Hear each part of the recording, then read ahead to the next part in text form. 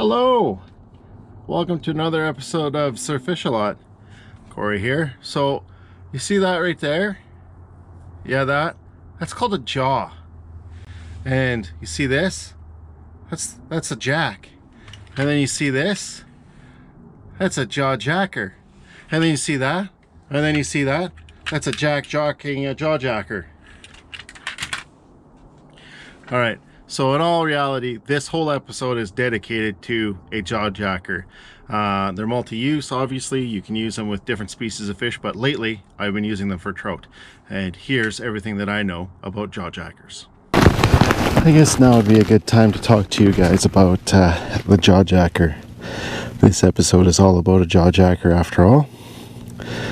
So the jawjacker is a hook setter done without any sort of spring mechanism. So the spring or the hook setting comes from the tension from your rod being bent over. So the setup's pretty basic.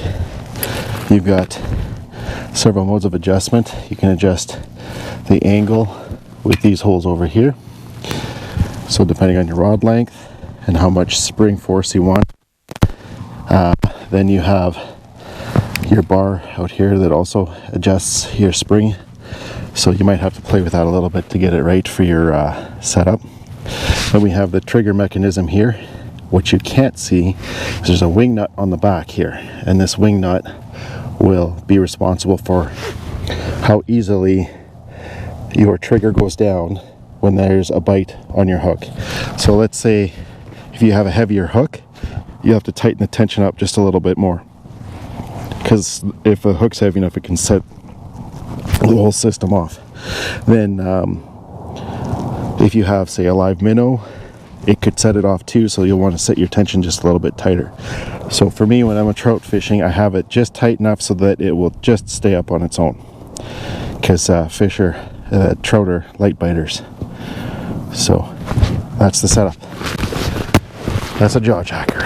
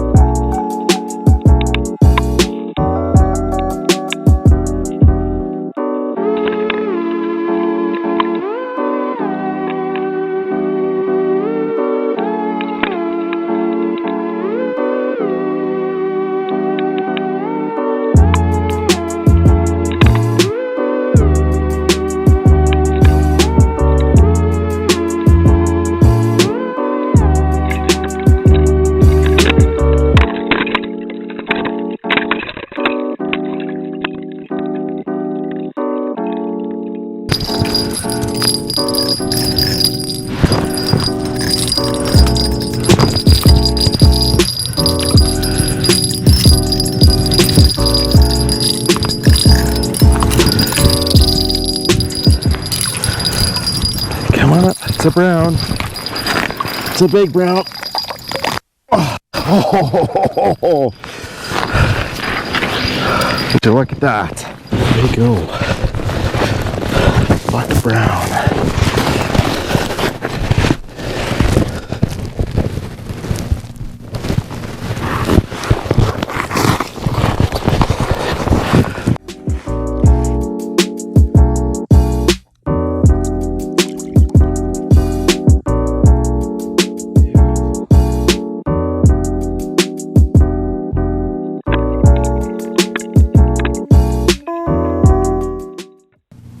I don't know that there is either.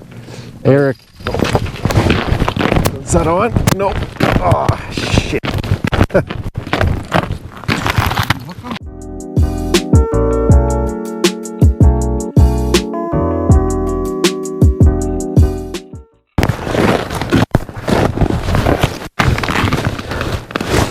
when you've got your Jawjackers here, this particular one, you guys can't see it from your vantage point, but the fishing line is out of the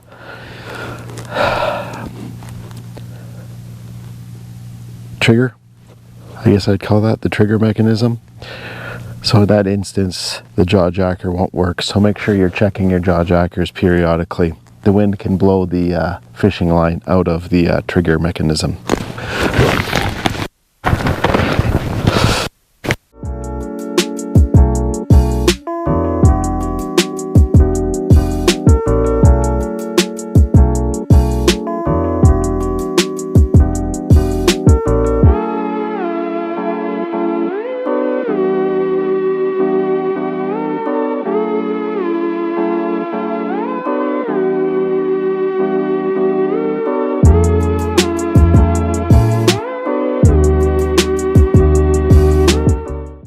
Let's talk about this. Okay. So this is Ryan's homemade Jawjacker, and there's a couple components to it. Do you want to kneel down right in front of it? I'll get you in the frame there. So I started off with a rod holder bought from like Canadian Tire, and I screwed it onto a piece of wood. Now I have a hinge on here. It just makes it easier to stow away in the sleigh or in the bucket. But the point of it is just to add a little more length so that your rod is actually at the end of the wood and not 6 inches away from the handle. But so let's talk about the trigger mechanism too. The design that you have here. You used a coat hanger. I did. And you bent it in a specific way so that it mimics a Jawjacker.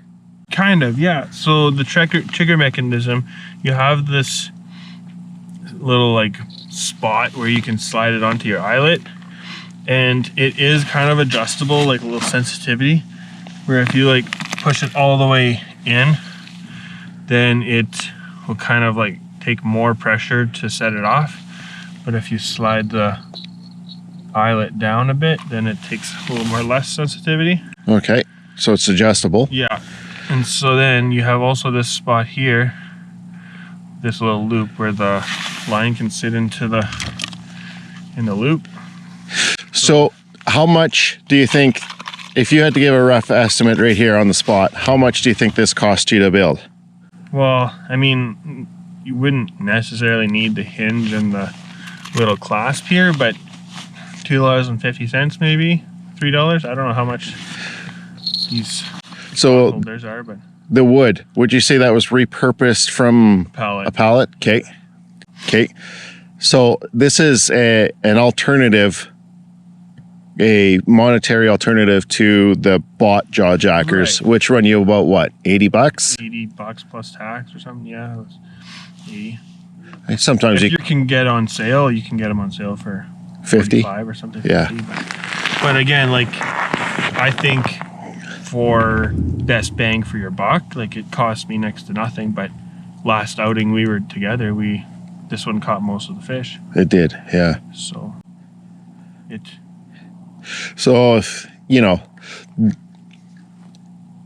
it's almost more rewarding too to catch on something that you've made yourself. I would agree with that. Yeah. Like when you're tying a fly and you catch on that fly instead of a bought one, it's almost like, yeah. Yeah.